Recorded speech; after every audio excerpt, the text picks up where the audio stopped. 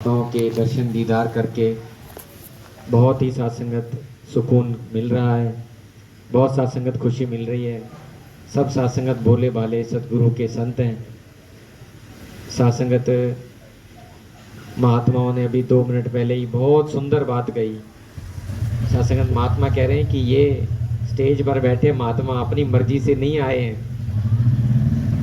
तो सात्संगत ध्यान गया कि जिन्होंने ड्यूटी भी लगाई है, सात्संगत ये भी महात्मा अपनी मर्जी से कोई मुखी नहीं बन गए हैं। कोई सात्संगत अपनी मर्जी से ही कि मेरा दिल कर रहा है आज मैं मुखी बन जाऊं, या सात्संगत सेवा दल का कोई अधिकारी बन जाऊं। तो सात्संगत ये भी महात्मा जो है ये गुरु के थापे हुए महात्मा।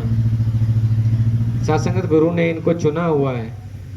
तो जो सात्संगत ये रहमतें सतगुरु की आती हैं, इनके थ्रू सात्संगत इनके वाया होकर के आती। सात्संगत सतगुरु ने इन्हें सात्संगत अपने मैसेजेस कन्वे करने के लिए, सात्संगत अपनी रहमतें अपनी ब्लेसिंग्स कन्वे करने के लिए सात्संगत चुना हुआ है। तो दया करो सात्संगत महात्माओं ने सात्संगत हुक्म किया कि ऐसे ऐसे वहाँ आप जिन्हें महात्माओं के दर्शन दीदार करने हैं उनसे सात्संगत आशीर्वाद प्राप्त करना है। और सात्संगत सतगुरु की दया हुई, कृपा हुई, तो सात्संगत आज इस रूप में आप महात्माओं के दर्शन हो रहे हैं। तो सात्संगत महात्मा कह भी रहे थे कि भाई अपनी हड़ बीती, अपनी आप बीती आप सुनाना महात्माओं को, अपने जीवन में जो घटित हुई है इसकी दया, इसकी कृपा, उनका बयान आपने करना है। सात्संगत सहज ही ध्यान चला गया। ये सात्संगत बात दास बता रहा है, आपके चरणों में रख रहा है। सन 2001 की सात्संगत उस समय दास कॉलेज में पढ़ता था, फर्स्ट ईयर में। तो सात्संगत तब तक इस निराकार से रूबरू नहीं हुए थे, आप संतों महात्माओं के साथ नहीं कनेक्ट थे। सात्संगत जैसे भाग दौड़ जीवन में चलती है वैसे चल रही थी। फिर सात्संगत अचानक एक दिन आप जैसा कोई संत, कोई महात्मा, वो सात्संगत दास के दूर के रिश्ते की एक ताई लगती हैं। ताई सात्संगत निरंकारी, और उनके जो बच्चे हैं ताई के वो सात्संगत हमारे हम उम्र। तो सात्संगत बड़ा फर्क पड़ता है अगर कोई हम उम्र बात करता है एक सात्संगत ऐसे व्यक्ति से जो निराकार को जानता नहीं है। तो सात्संगत उन दिनों बुराड़ी में संगत होनी, तो वो महात्मा सात्संगत वहाँ रहते बहादुरगढ़ में, और सात्संगत दास रहता रोहिणी में। तो सात्संगत इतना उपराला उन्होंने करना हर बार कि वो जब भी समय मिलना, संडे संगत बाबा देव सिंह जी महाराज की हजूरी में होती, तो वो सात्संगत पहले रोहिणी आते, कुछ सात्संगत बातचीत करते, कुछ प्रेरणा देते, कुछ सात्संगत सवाल करते। तो वो सवाल जो सात्संगत महात्माओं ने किए, वो सात्संगत मेरे को कहने लगे, कह रहे अच्छा ये बताओ कि भगवान को मानते हो? मैंने कहा जी मानता हूँ। तो कहते किस रूप में मानते हो और इससे क्या प्रार्थना करते हो? मैंने कहा जी जैसे थोड़ा बहुत मंदिर चले जाते हैं, फिर वहाँ जो है हनुमान जी की मूर्ति देखी तो उनसे बल मांगता हूँ, लक्ष्मी जी से धन मांगता हूँ, सरस्वती जी से विद्या मांगता हूँ। तो सात्संगत महात्माओं ने एक ऐसा प्रश्न किया। वो सात्संगत आप महात्माओं के लिए तो सहज है वो प्रश्न, लेकिन सात्संगत कोई इस निराकार से वाकिफ नहीं है, इसका जानकार नहीं है, या संतों महात्माओं से जुड़ा हुआ नहीं है, तो उसके जीवन में इस प्रश्न का एक खास सात्संगत, क्योंकि हम तो सात्संगत ऐसे महात्माओं के साथ बैठते हैं, अक्सर ये बातें सुनते रहते हैं, लेकिन ये बातें सुनने का मतलब ये नहीं है कि ये सहज बातें हैं, ये दुर्लभ है। सात्संगत समाज में, संसार में ये सुनने को नहीं मिलती है कहीं पर भी। जो यहाँ महात्मा सहजे ही कह देते हैं वो सात्संगत बड़ी दुर्लभ बातें हैं। वो महात्मा ने सात्संगत एक प्रश्न किया, कह रहे ठीक है, बड़ी अच्छी बात है कि इस रूप में आप ईश्वर को का ध्यान करते हो, जिस से जो कुछ आप मांगते हो। कहते मान लो कि एक खजाना है, तो आप जाते हो उस खजाने में से कहते हो कि कभी मुझे ये दे दो, कहते हो कभी मुझे वो दे दो, कभी मुझे तीसरी चीज दे दो, कभी मुझे चौथी चीज दे दो। महात्मा कह रहे हैं कभी ध्यान नहीं आया कि इस पूरे के पूरे खजाने को ही मांग लिया जाए। मैं कहा जी मैं थोड़ा समझा नहीं, आप क्या कहना चाह रहे हो। तो महात्मा कहने लगे कि ईश्वर से अलग अलग चीजें मांगते हो, कभी ईश्वर से ईश्वर को ही मांग लो तो सब कुछ ही मिल जाएगा। तो साधसंगत वो बात बिल्कुल नहीं थी और साधसंगत थोड़ी हैरान कर देने वाली थी। तो दास ने सोचा ये महात्मा क्या कह के चले गए। साधसंगत भाई लगते रिश्ते में कि ये भाई ने क्या कहा कि भगवान से भगवान को ही मांग लो, एज इट इज मांग लो। वो साधसंगत अक्सर आपने सुनी होगी, महात्मा बताते हैं कि वो एक राजा था और वो कहता है जी मेरे दरबार में आप आओ, जिस चीज पर आप हाथ रख दोगे वो आपकी हो जाएगी। तो साधसंगत कोई खजाने पे, कोई कहीं हाथ रखे, कोई किसी कुर्सी पसंद आ गई, इतनी सुंदर चेयर है वो उस पर हाथ रखे, कोई रखे। एक आपके जैसा कोई सूजवान था, वो कह रहे राजा इसमें आप भी शामिल हो। कह रहे हाँ मेरे दरबार में जो कुछ है इसमें सब कुछ शामिल है।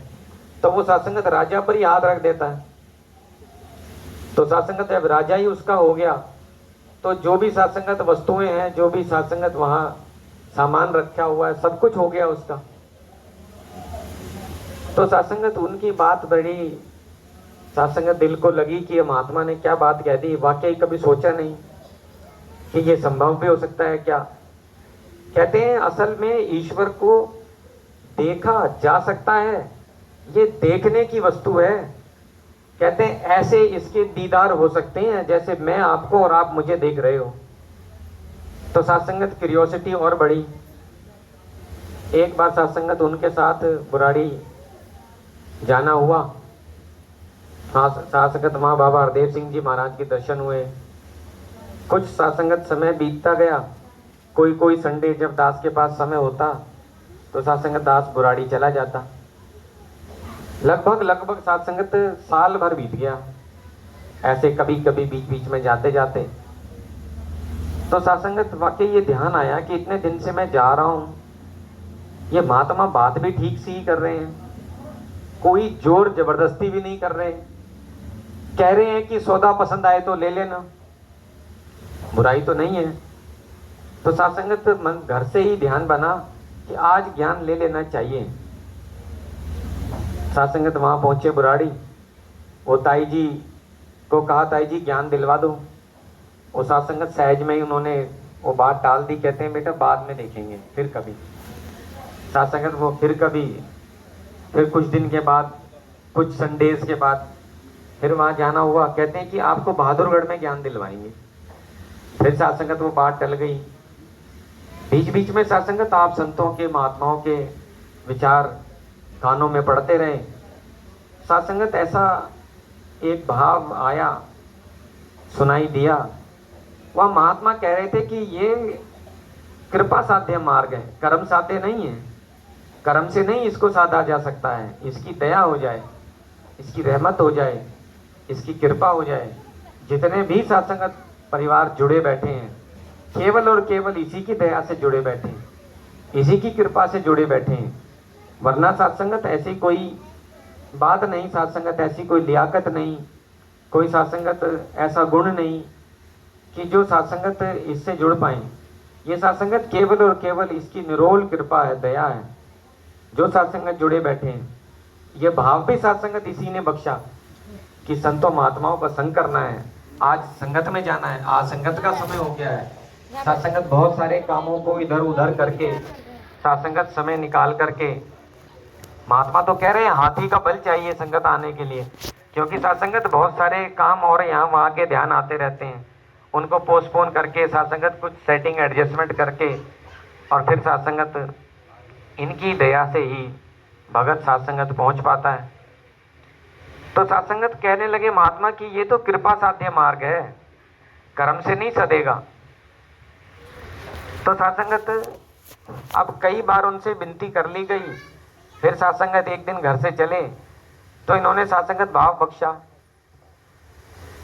कि भाई तू ये सोच रहा है कि आज तो ये रहमत हो जाए, कि आज मैं ज्ञान ले लूंगा, कह रहे हैं भाई मैं को थोड़ी ज्ञान होना है। तो साधसंगत भाव थोड़ा सा चेंज हुआ।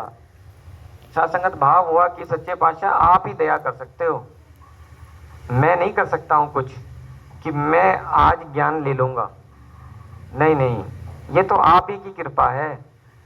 तो साधसंगत इस भाव के साथ उनसे ताई जी से फिर विनती करी, क्योंकि मुझे लग रहा था कि फिर वो कहेंगे कि बहादुरगढ़ में ज्ञान दिलवा देंगे या और साधसंगत कुछ बात ना कह दें। चलो ध्यान गया कि यही दया करे। तो साधसंगत उनसे पूछा कि ताई जी ज्ञान दिलवा दो। एक साधसंगत क्षण उन्होंने लगाया नहीं, कह रहे कि इन्हें ज्ञान कक्ष में ले जाओ। वहां साधसंगत महात्माओं ने इस निराकार के दर्शन दीदार करवाए। साधसंगत जब ये ज्ञान उन्होंने खोला, महात्मा ने आपकी कृपा से, सतगुरु की दया से साधसंगत रूह गदगद हो गई। साधसंगत दास तो ऐसा नाचता घूम रहा कि ये तो वाकई अंग संग है। इतना अंग संग कि साधसंगत मेरे शरीर को भी छू रहा है, मेरी आंखों के साथ भी टच है। साधसंगत कभी जेब में हाथ डालूं, देखूं कि ये तो वाकई है, तो सोचूं साधसंगत कोई जगह ही नहीं जहां पर ये मौजूद ना हो। किसी जगह की कल्पना भी नहीं कर सकते जहां पर ये ना हो। कुछ भी साधसंगत मन में कल्पना भी करेंगे तो साधसंगत ये होगा, इसके अंदर फिर साधसंगत वस्तु होगी और वस्तु में भी ये होगा। तो साधसंगत अंदर भी बाहर भी यही। साधसंगत बहुत साधसंगत महात्माओं ने ज्ञान देने के बाद कहा कि 3 काम अब आपने जरूर करने हैं। कहते हैं सेवा, सिमरन और सत्संग। भाई ये 3 काम आपने करने हैं, यदि इनको नहीं करोगे तो ये ज्ञान आपका वापस चला जाएगा। दास साधसंगत बड़ा हैरान हुआ सुन करके, जिस चीज की जानकारी एक बार दे दी, साधसंगत कह रहे हैं ज्ञान वापस कैसे लौट सकता है, फिर जो जानकारी मिल गई सो मिल गई। तो बाद में साधसंगत धीरे धीरे जैसे समय बीता रियलाइज हुआ कि नहीं, अभी तो साधसंगत ये भरपूर है। जब साधसंगत अगर इससे ध्यान हट जाएगा, इन तीनों चीजों से ध्यान हट जाएगा, साधसंगत खाली खाली सा लगने लगेगा, जैसे है ही नहीं मानो कुछ। तो साधसंगत जैसे महात्मा अक्सर कहते हैं, शेरनी का दूध पहले तो निकालना मुश्किल और मिल जाए तो सोने के पात्र में ठहरेगा।